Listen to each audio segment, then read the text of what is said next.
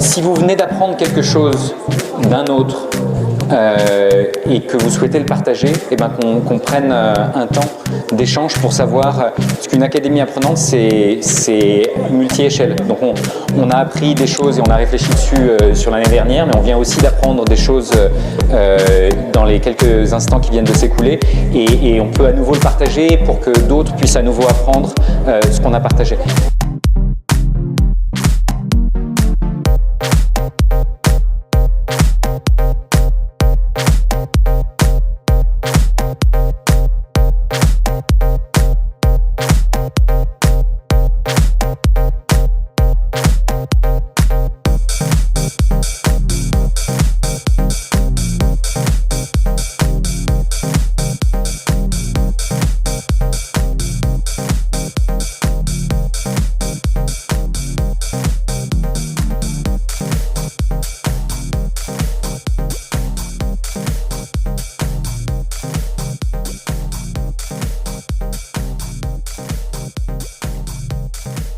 Eh bien, c'est aujourd'hui, 22 novembre, notre troisième journée académique de l'innovation pour l'Académie de Dijon. C'est une journée qui est aussi une première, puisque c'est à la fois notre troisième journée, mais la première journée interacadémique entre les académies de Dijon et de Besançon. Donc, nous, les recteurs, ont souhaité donc, que cette manifestation s'inscrive dans la réflexion sur le territoire apprenant, qui est un objectif à terme pour les deux académies qui souhaiteraient devenir région académique apprenante. C'est aussi cette journée un moyen pour nous de valoriser les établissements, les équipes qui s'engagent dans des démarches innovantes.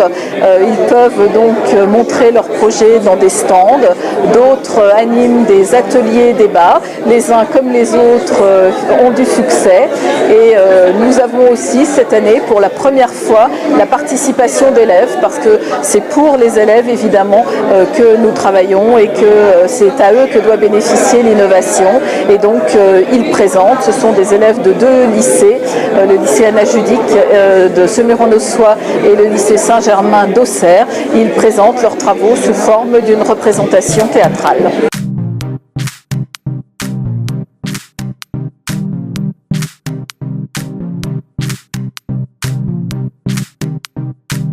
Donc nous représentons le Fab Lab Quelle Fabrique.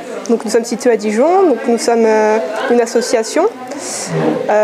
Nous sommes un lieu de mutualisation des compétences des adhérents et un lieu de mutualisation des machines, comme on peut voir ici, donc des machines à commande numérique essentiellement. Donc nos adhérents viennent donc faire des projets qui soient personnels ou collaboratifs. Donc on leur met à disposition donc, tout un tas de machines, que ce soit imprimantes 3D, des coupeuses laser, des coupeuses vinyles comme cette machine qu'il y a là. Parcours Citoyen 21 est un projet innovant départemental qui a été impulsé par la direction académique de la Côte d'Or en février 2015 suite aux attentats à Charlie Hebdo. Et on s'est mis au début 2 établissements, 3 circonscriptions, 3 collectivités. On se retrouve aujourd'hui avec 13 établissements, 6 circonscriptions, 6 collectivités et 16 associations pour aider les élèves à tracer leur parcours citoyen à travers leur scolarité, mais aussi à travers leurs expériences en dehors de l'école. Ça, c'est un intérêt de notre projet. Nous avons voulu mobiliser tous les acteurs de l'éducation aux valeurs de la République autour d'une seule et même question, la réussite citoyenne des élèves. Nous avons donné aux professionnels des outils. Nous les accompagnons en permanence lors des réunions où on partage les réussites, les difficultés et on essaie de construire des choses ensemble. Donc ça, c'est une vision départementale qui est déclinée dans les écoles et les établissements en appui sur leur contexte et les forces du territoire.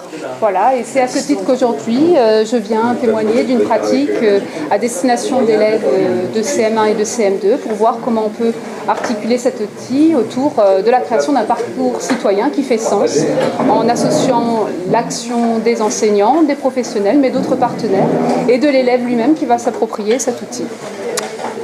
Bonjour, Catherine Thévenard, principale adjointe au collège de Chevigny-Saint-Sauveur. Et Adèle Tofola, je suis coordinatrice de l'ULIS au collège.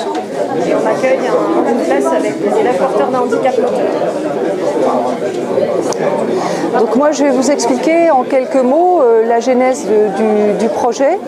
Le collège Camille Claudel est un des plus gros collèges de Côte d'Or. Il accueille 800 élèves et dans ces 800 élèves, des élèves à parcours particulier que sont notamment des élèves sportifs de haut niveau du fait de la proximité du CREPS et des élèves porteurs de handicap moteur. Et puis la problématique qui est générale à tous les établissements, celle d'accompagner au mieux des élèves en grande difficulté scolaire. Donc l'idée nous est venue de ne pas seulement traiter chacun des groupes dans son entité, mais bien de prendre de la hauteur et d'offrir des parcours singuliers, des parcours particuliers à chacun de ces élèves. Et c'est pourquoi nous avons réuni dans une pédagogie adaptée, innovante, des élèves aux corps exaltés, que sont les sportifs de haut niveau, et des élèves aux corps contraints, que sont les élèves porteurs de handicap moteur.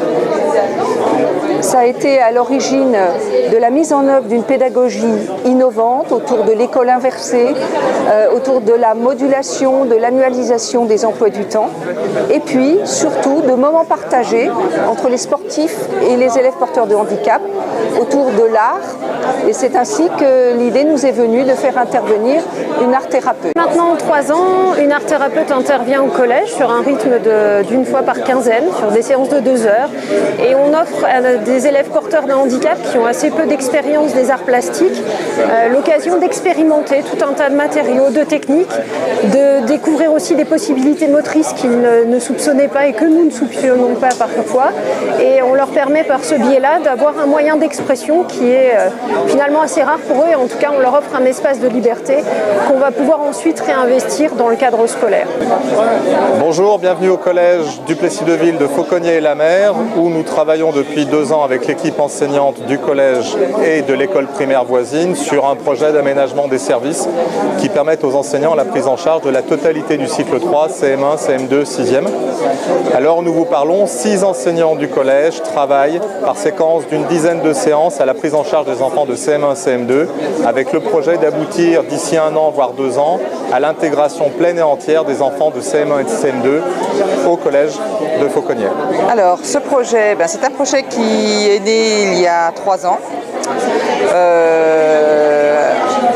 D'une difficulté que j'avais en classe avec des élèves de CAP qui étaient très agités et avec lesquels je n'arrivais pas du tout à travailler. Et je me suis dit, voilà, qu'est-ce qu'on peut faire pour gagner en concentration et en qualité d'ambiance dans la classe.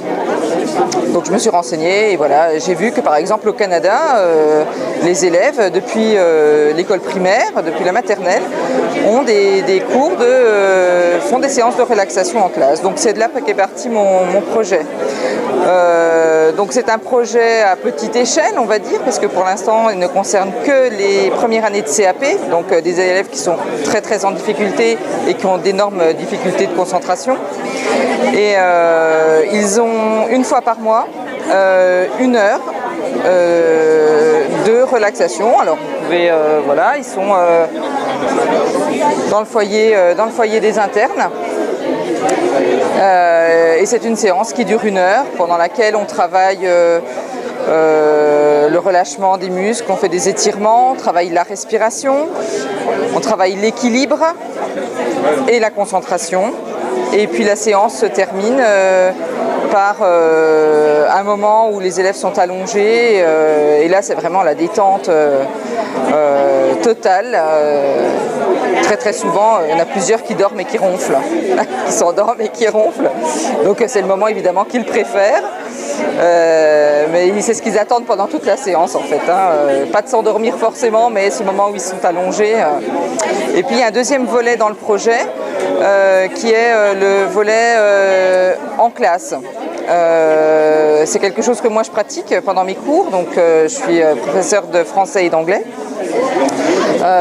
Je le fais très souvent en début de cours, alors pas forcément avec des CAP, avec tous mes autres élèves aussi. Un petit temps de concentration, de relaxation, de respiration avant de commencer la classe, parce que on sait que souvent, pour les classes difficiles, il nous faut une bonne vingtaine de minutes parfois pour arriver à obtenir le calme. Et puis ce moment de relaxation et de respiration qui dure, on va dire, entre 5 et 10 minutes, permet, une fois qu'on a terminé, que les élèves soient posés et ils soient en capacité de se mettre au travail, quoi. Bonjour, donc nous sommes des professeurs documentalistes du lycée Belin de Vesoul. Nous avons travaillé sur la réalité augmentée et nous avons participé à un projet qui nous a amené à présenter la Colombie et à participer à un concours avec la professeure d'espagnol sur la Colombie. Nous avons créé des auras en réalité augmentée en utilisant différentes applications sous iPad ou simplement en créant des vidéos avec nos élèves. Nos élèves, c'était une classe de seconde en AP.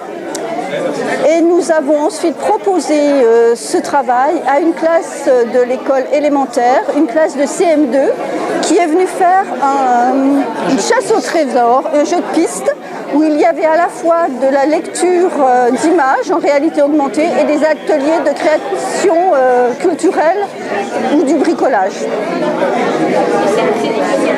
Alors tout d'abord, c'est un projet qui a été effectué en 3 ans. Nous sommes la première section gestion administration du lycée Anna Judic à Le Fère en bac professionnel. C'est vraiment une option qui est facultative mais qui est excellente. C'est un projet qui a été monté par Sylvain Paolini, qui est un de nos participants. C'est un metteur en scène qui nous aide. Au quotidien, c'est vraiment quelque chose qui nous facilite la vie. En étant dans le travail, on peut mieux répondre au téléphone et puis à s'exprimer, on apprend tout ça. C'est vraiment un objectif qu'on a décidé à atteindre et qui est pour notre part vraiment intéressante. Nous sommes le collège d'Auxonne et au collège d'Auxonne, nous faisons depuis l'année dernière un temps de relaxation bien-être avec tous les élèves de 6e l'année dernière, tous les élèves de 6e et 5e cette année, une formation pour les professeurs et un club bien-être aussi entre midi et 2. Le principe, c'est de permettre aux élèves et aux enseignants d'avoir un temps pendant la classe où ils vont accéder à un moment de calme, un temps de retour au calme, voilà, un temps de relaxation.